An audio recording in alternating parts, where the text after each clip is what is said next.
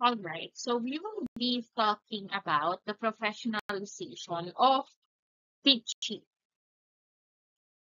In particular, we will be talking about the basic laws of the professionalization of teaching and what are those laws. Particularly, we have the Presidential Decree 1006, RA 7836, and RA 9293. So here are the breakdown of the key aspect of Presidential Decree 1006. First is a professionalization of teachers. So therefore, this decree establishes the professionalization of teachers in the Philippines. So technically po, this 1006 emphasizes yung importance of qualified and competent educators in the country educational system. Okay, so what was the premise under the PD 1006? First, the statement underscores the importance of recognizing teachers as key influencers in the moral and intellectual development of the youth.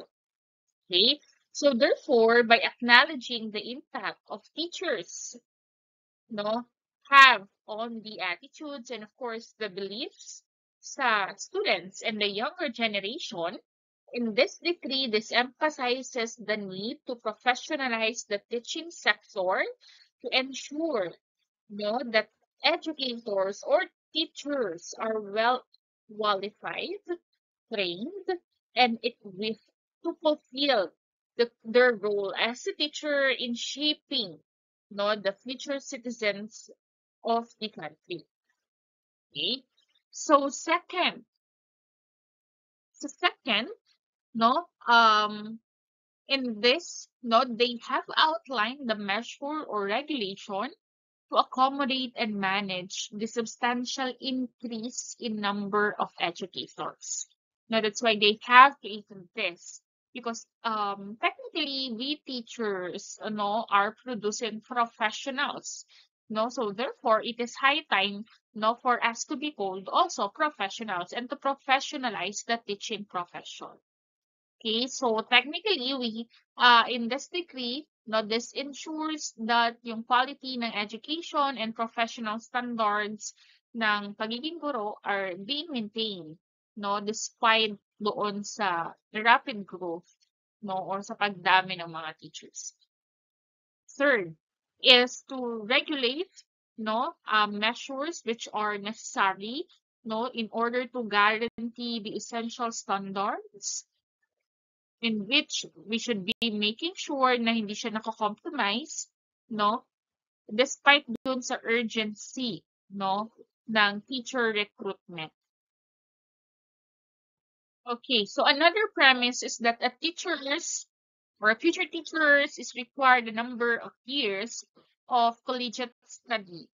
Okay, so this is a 4-year course, either BE Ed or BSE Ed. Okay? So, ito po tatandaan po natin ito na under the PD 1006, no? So, ayan, yung unang naka-check dyan, it clarifies that teacher education be the highest quality and strong oriented in the Philippine conditions.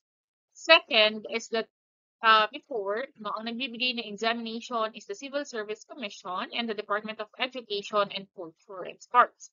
Jointly gave examination for teachers. So, during the PD 1006, the Department of Education and CSC ang nagbibigay ng examination sa teachers. So, yung mga nakapasa po, dito sa examination na to, those are qualified professional teachers and they will be given a professional teacher certificate.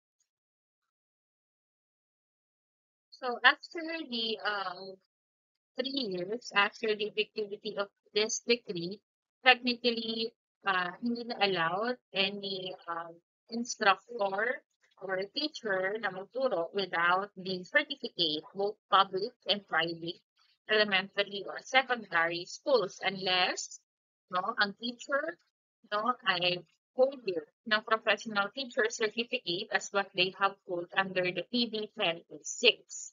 So technically, the professional teacher's certificate is already a mandate, or a requirement for you to be able to teach.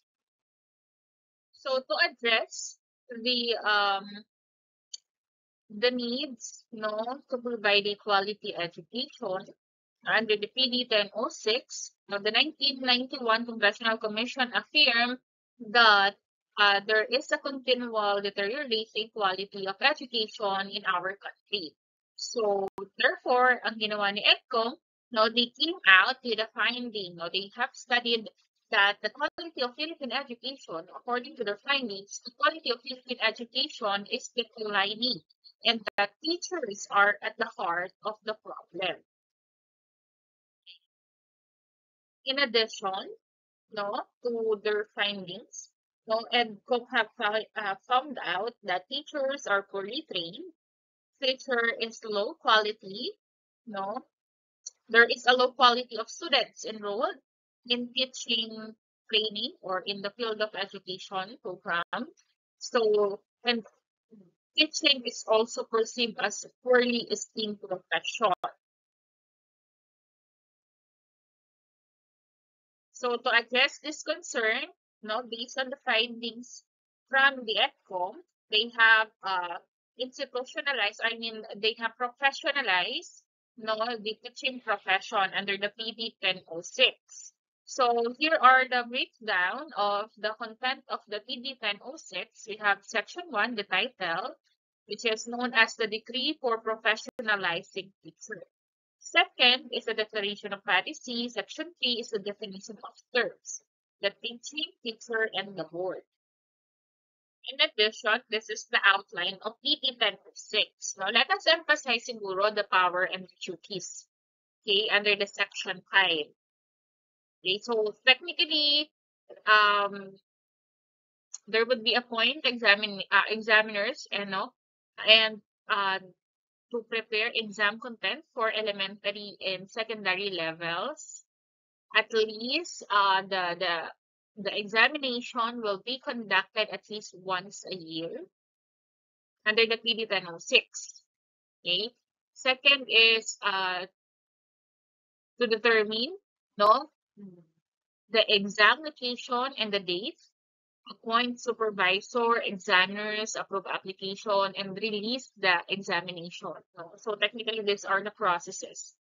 Okay, to monitor the teaching profession, adopt measures to enhance and maintain professional standard and ethics, to issue, suspend, revoke, and reissue the PRC license, or the professional teacher certificate. Apologies. Ang tawag sa kanila before under the PD 1006 is professional teacher certificate. And of course, to administer the oath.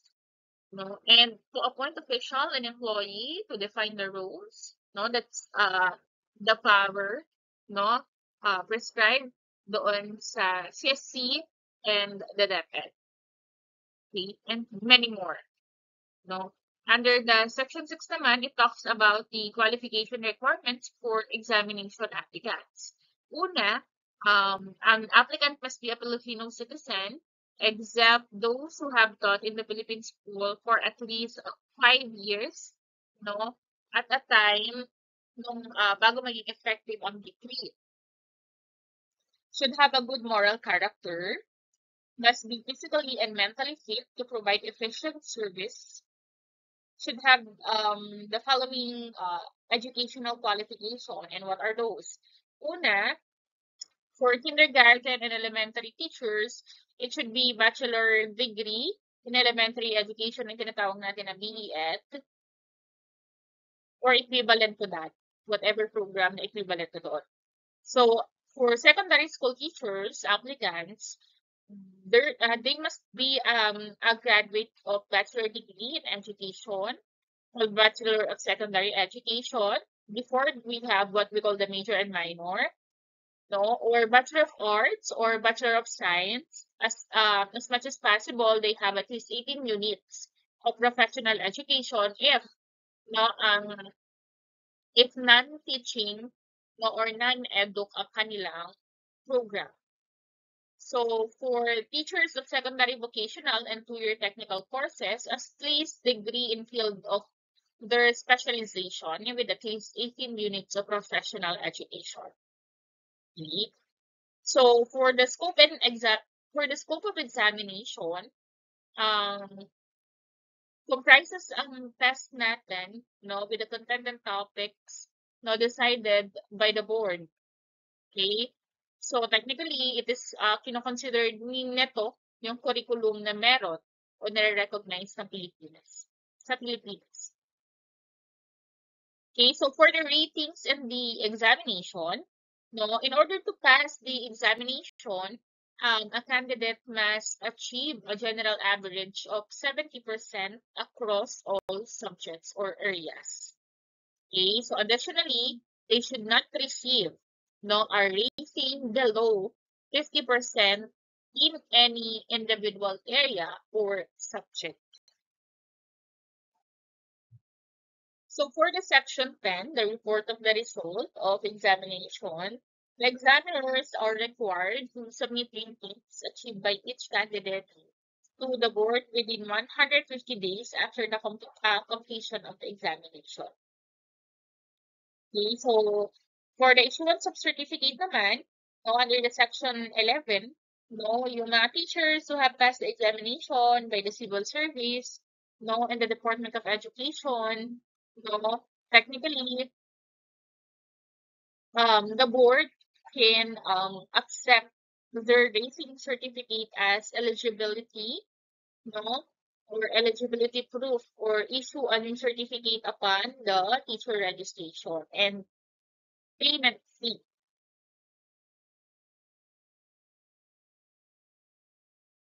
And for the registration, so the CSC acting on behalf of the board, is responsible for registering the holders of professional teacher certificate. So itong registration na to, this will serve as an evidence that an individual is entitled to all the rights and privileges of a professional teacher, unless a certificate is suspended, cancelled, for a valid reason. Okay?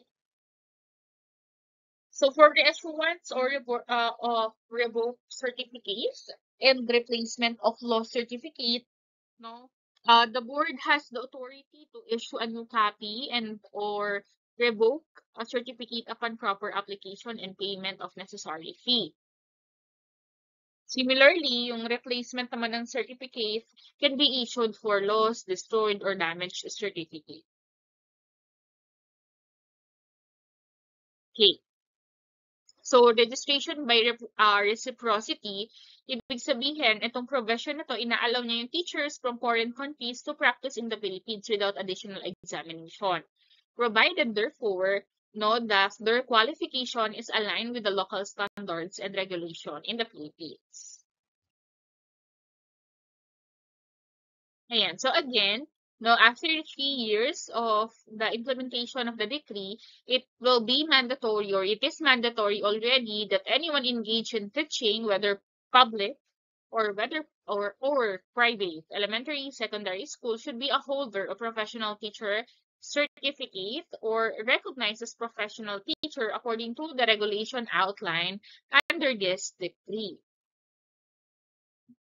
So, they have amended the PD 1006, in which they have established the RA 7836. So remember the finding of EDCOM that the quality of Philippine education is declining, and the heart of the problem is the teacher. So in order to produce or to get the best and the brightest, they have established or amended the PD 1006, which is the RA 7836. So when we talk of RA 7836, which is entitled the Philippine Teacher Professionalization Act of 1994.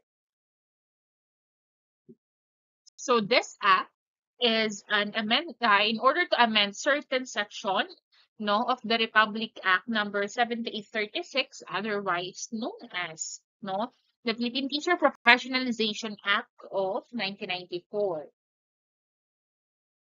Okay, so to explain this, now all individuals applying for professional teacher registration must pass a written examination conducted at least once a year, which is the licensure examination, with the location and dates determined by the board and approved by the commission. So technically, a valid certificate of registration and professional license, no, from the commission are mandatory for anyone to practice as professional teachers in the Philippines unless exemptions are specified under this act. Okay? So again, pag under po ng elementary level, no, the examination is consists of two parts, namely the professional education and the general education. While for the secondary level, no, which is mga high school ganyan level o mga BSED or BSED, no. Pag BEd, usually they have only two components, which is Prof and the Gen Ed. For the secondary level, they have three components, namely the Prof Ed, Gen Ed, and their specialization. All right. So remember the under the PD 1006, no, if you're not a graduate of or if you're a non-edu graduate, you have to have at least 18 units of professional education. Under this, no, if you for teachers under the secondary grades, no, or level, no, technically, a bachelor degree in education, or if equivalent with a major and minor, bachelor degree in arts or in science, no, kung hindi ka, or in short, if you are non-edu graduate, you have to have at least 10 units in professional education. No? So, from 18, naging 10. Okay, so for teachers naman of vocational and 2-year technical courses, you have to have at least 18 units of professional education. Pero yun, from 18, no, under the na mga secondary levels, teachers, if you are non-educational graduate under this strictly, no, you have to have at least 10 units of professional education. In terms of the results of the examination, so technically, within 120 days after the examination, the board shall report, no, or release the ratings obtained and the list of the passers, no, to Professional Regulation Commission or the PRC for approval and appropriate action. Ayan. So, if you have passed the examination, technically, you will be issued a professional license. So, remember, under the PD 1006, what uh, they are giving or releasing is the certificate, professional teacher certificate. So, under the RA 7836, they have provided already the professional license for those who pass the examination. No? So, please bear a registration number, the date of issuance, and the month of the expiry or the renewability. Usually 3 years po ito, no, yung bago siya ma-expire. And also under the 7836, no, kinakailangan mo muna mag-oath before you could practice your profession. This is required. So dito in-outline din, no, yung merit promotion. Okay. So they have outlined the requirements for periodic merit examination for teachers para ma-promote sila or further continuing professional growth development. Now, teachers are required to take both oral and written examination at least once every 5 years, no, to assess their merit for promotion. Importantly, no, there should be no fee associated with taking this examination. Ayan. So maybe you are wondering what will happen to those teachers who already passed, no, the examination for teachers or licensure examination for teachers under the PD 1006. So ito po yun. Sinasagot po siya dito sa registration and exemption. So without undergoing any examination, no, ano yung mga exemption dito?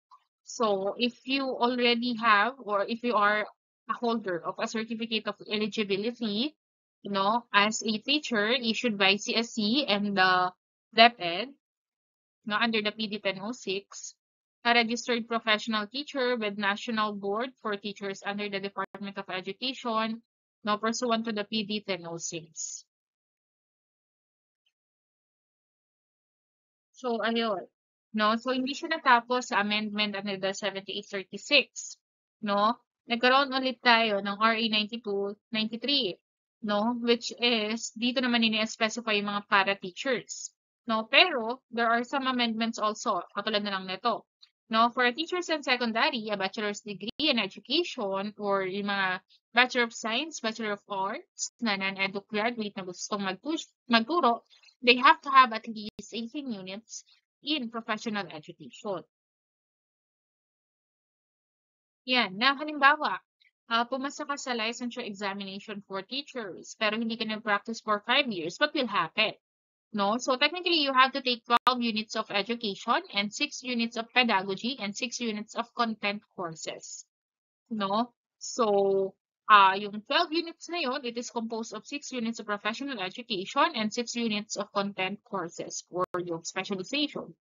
No? So, once you are done taking the 12 units of education courses, no, you're allowed, therefore, to practice your profession in the country if stagnant ka for 5 years. Yeah. So, halimbawa naman, no, you failed the licensure examination rating. So, your rating is less than, no, the 5% from passing general weighted average, no. So, technically, no, the board will issue, no, 2-year special permit, no, and then you will be eligible as para teacher. So, saan ka nga lang i-assign? So, you will be assigned doon sa mga may shortage and absence of professional teachers, yung mga area na pulo. Now, since there is another amendment, now who will be will be exempted. So technically, those are the teachers, no, who pass the licensure examination and they are given certification, no, from CSC or DEX, no, or PRC, mga may licenses before under the PD 1006. No, so meron din namang issuance, no, ano yung let's say for example, no, there are professional license without examination. No, ito yung mga persons excelled, gained an international recognition, widely acknowledged expert in the field of specialization issued, no, they can be issued, no, or they can receive a special permit by the board. No, if halimbawa sa music si Lea Salonga, no, she can teach Manny Pacquiao in terms of sports, etc. Alright, so those who are given special permit, no, so meron silang 3 years to practice teaching. No, it can be extendable upon 2 years. So they have total of 5 years to practice teaching for those who have special permit. So we have, di ba before, ang tawag natin sa kagawaran ng edukasyon ay DEX or Department of Education, Culture and Sports. Ngayon, no, under this, no, tinatawag na natin siya ang Department of Education or DepEd. And that's it. No, that's it for the 3 RAs, the PD 1006, RA 7836, and RA 9293.